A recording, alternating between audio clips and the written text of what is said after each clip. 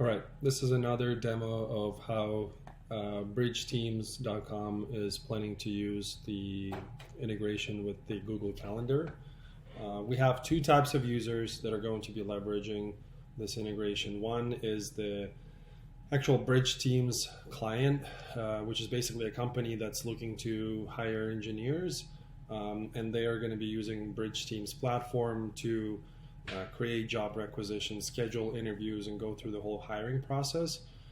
So connecting their calendar allows us to access their availability and seamlessly schedule interviews throughout the process, which basically allows our recruiters, which is the second type of a user here, allows them to avoid any back and forth and just basically schedule whenever the client has or interviewer has free time. So right now, I'm going to log in as an interviewer on the client side.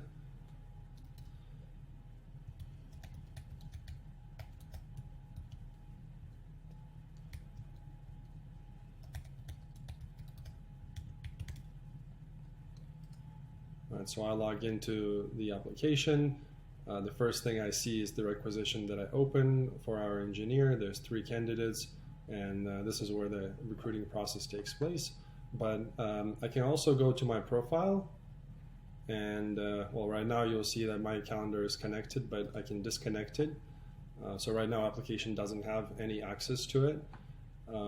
But I can read this message, see that hey, the recruiters are going to only see your available slots, which is basically the exact same way the Calendly works. So I can go in here, click Connect Google Calendar, choose the calendar that I need. So we had to create a lot of test users here. So then I click, basically I'm already logged in, so I'm prompted to go straight to providing permissions to the applications. So I have to go and click this for now until we get approved. All right, and then you ask to enlarge this section.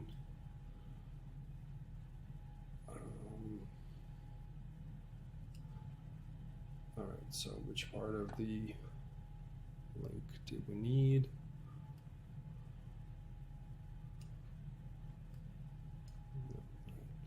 Well, the one thing that our developers tried to do was replace this link with an actual name of the application, which was Bridge Teams Platform. This is the name that we gave application in the console, but we weren't able to do that. And from everything we were able to find online, we get that we would get this URL replaced with the name of our application once the application gets approved. So this is something that we'd like to clarify.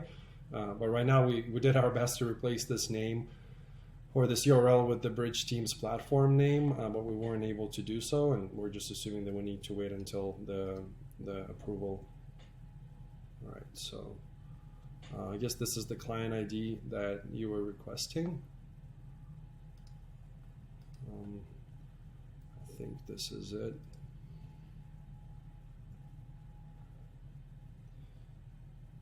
Yep. So I'm going to click allow. And now it's going to tell me that my calendar is connected. So now there's really nothing else that this user can do here in the platform in terms of their calendar. All it does is just provides the recruiter in charge of the search for this client availability that they can use then. So now I'm going to switch over to this incognito mode screen, which is where I'm logged in as a recruiter. I can log out again and log in just case.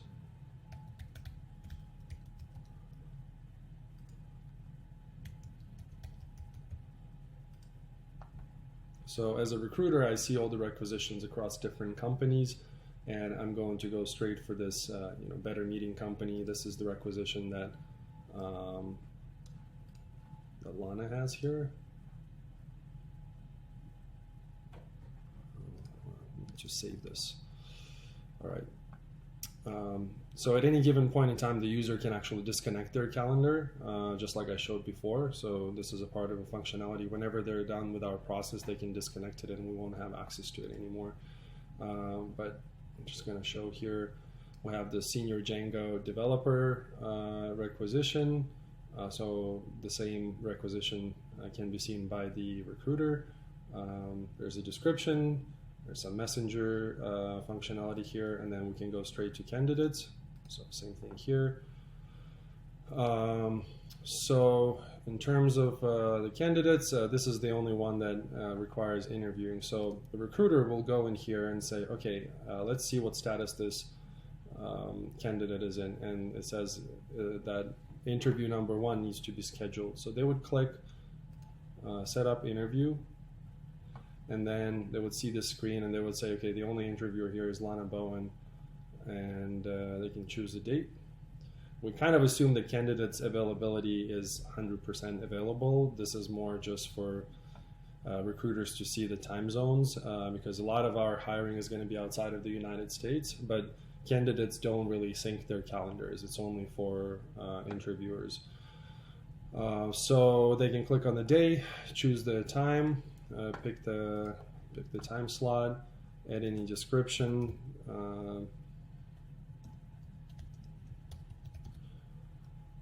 Maybe add another person besides Lana. So let's say I'm going to add myself, Potkin. So you can add many other emails which will be notified on this invite as well. And then we send notification.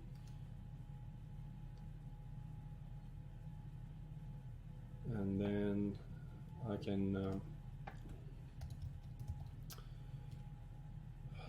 can log into, let's say, Lana's email, there you go. So this is Lana's email box. This is for now, it's a generic user that we created. This is one of our developers who's going to be sending the invite, but this is what it's going to look like. It's going to have the name of the company sending it, the description of the interview round, the position, the candidate's name, and then it's going to land in lana@bettermeeting.io calendar, and then there's this description that we put in there, test for Google, so she can say yes, essentially confirm it, and yeah, so this is how it's going to show up in the calendar as well. I'm not quite sure if there's anything else I can show. There's also functionality to reschedule. I guess I can do that. So there's a couple of ways you can do it from here. So I'm going to click it here. So we can choose a different time slot, let's say 27th, and then click continue. Same thing. And go to Lana's email and check. Yep. So the interview was moved.